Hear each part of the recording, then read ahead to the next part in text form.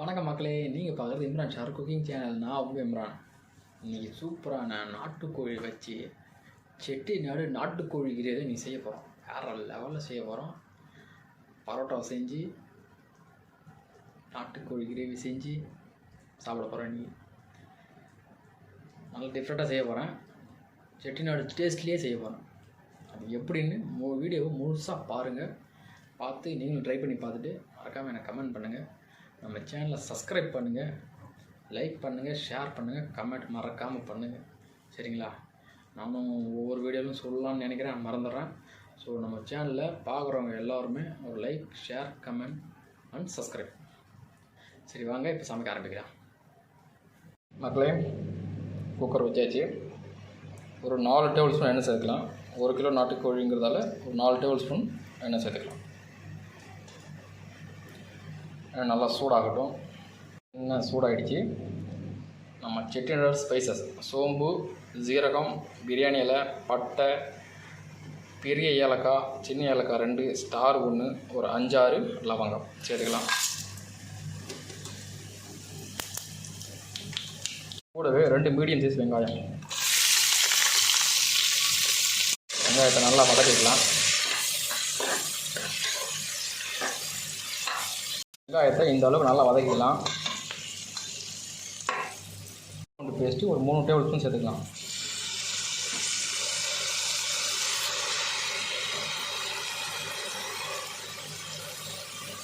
சேர்த்து பச்சை வாசனை போடுறது நல்லா மிக்ஸ் பண்ணிக்கலாம். இஞ்சி பூண்டு பேஸ்ட் வந்து நான் அரைச்சி ஸ்டோர் பண்ணி வச்சுருந்தேன். அதனால் அது கலர் மட்டும் சேஞ்ச் ஆகிடுச்சு, பச்சை கலராக ஆகிடுச்சு. அதில் பச்சை மிளகா போட்டதால் அந்த மாதிரி கலர் பச்சை கலர் ஆகிடுச்சு போடாது. அதில் ஒரு 3-4 பச்சை மிளகா போட்டு அரைச்சேன், அதனால் அந்த கலர் போல இருக்குது. சரி, ஒரு நிமிஷம் அப்படியே இது பச்சை வாசனை போகட்டும். இஞ்சி போட்டோட பச்சை வாசனை போயிடுச்சு. இப்போ நாட்டுக்கோழி நல்லா வாஷ் பண்ணி வச்சுருக்கேன்.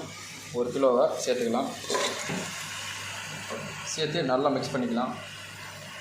நாட்டுக்கோழி முட்டை ஒரு 5-6 முட்டை கிடச்சிச்சு, அதுவும் அப்படியே வாங்கிட்டு வந்துட்டேன்.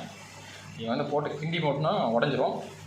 ஃபஸ்ட்டு வந்து கொஞ்சம் கெட்டியாக வச்சிருந்தேன். இப்போ மசாலா சிக்கன் எல்லாம் மிக்ஸ் பண்ணதுக்கப்புறம் போட்டோன்னா ஒரு 2-3 நிமிஷம் மூடி விட்டோம்னா அது கொஞ்சம் நல்லா ஹார்டாகிடும், உடையாது. சரிங்களா? எப்படி இருக்கட்டும், ஒரு 2 நிமிஷம் 3 நிமிஷம் மூடி விட்டேன். முட்டை ஓரளவுக்கு ஹார்டாகிடுச்சு.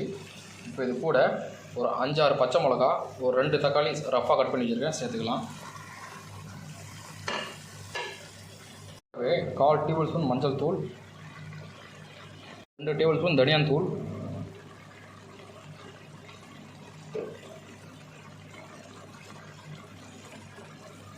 2 டேபிள் ஸ்பூன் மிளகாய் தூள், மிளகுத்தூள் 1/2 table spoon, masala 1 table spoon,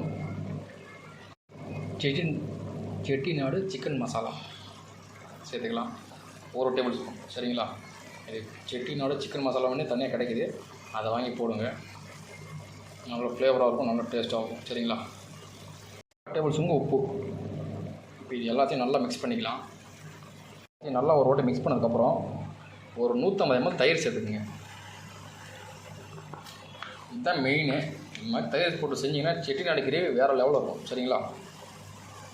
இதையும் சேர்த்து நல்லா மிக்ஸ் பண்ணிக்கலாம். எல்லாத்தையும் ஒரு வாட்டி நல்லா மிக்ஸ் பண்ணியாச்சு. நல்லா மசாலா கொதிக்குது. இப்போ தண்ணியை சேர்த்துக்கலாம். நான் அடுப்பு ஹையில் வச்சுருக்கா, அதனால் உடனே கொதிச்சிருச்சு. தண்ணி வந்து சிக்கன் முழு அளவு சேருங்க. சரிங்களா? அப்போ தான் நல்லா சிக்கன் நமக்கு வந்து வரும். நாட்டுக்கோழிங்கிறதால வேகிறதுக்கு லேட் ஆகும். தண்ணி வந்து முழு அளவு சேர்த்து தான் கரெக்டாக இருக்கும். சரிங்களா? பாருங்க, இந்த அளவு தான் சிக்கனில் தண்ணி இருக்கணும். ரொம்ப அதிகமாக ஊற்றிட்டிங்கன்னா குக்கர்லேருந்து வெளியே வந்துடும். தான் கரெக்டான இருக்கும். சரிங்களா? இப்போ ஒரு 45 நிமிஷம்,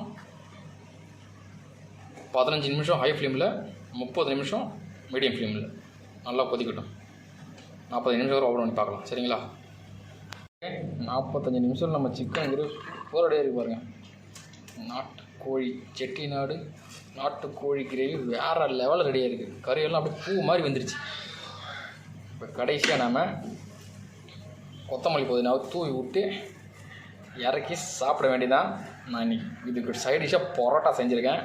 வேறு லெவலில் சாப்பிட போகிறேன். வாங்க சாப்பிடலாம். நம்ம பரோட்டாவும் செட்டிநாடு சிக்கன் கிரேவி ரெடி ஆகிடுச்சு. சாப்பிட போகிறேன். டேஸ்ட் பண்ணுறேன், பாருங்கள் எப்படி இருக்குன்னு. இந்த பரோட்டா இன்னைக்கு நானே தான் செஞ்சேன். இந்த பரோட்டா எப்படி செய்யணும் ஒரு வீடியோ போடுறேன், பாருங்கள்.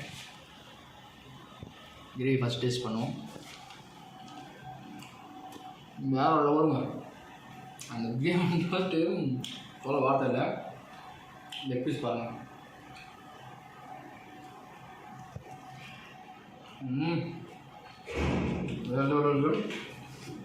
வீடியோ முழுசாக பார்த்து ட்ரை பண்ணி பார்த்துட்டு மறக்காமல் அவுட் எப்படி கமெண்ட் பண்ணுங்கள். நான் சாப்பிட போகிறேன். பாய். நம்ம சேனலை மறக்காமல் சப்ஸ்கிரைப் பண்ணுங்கள்.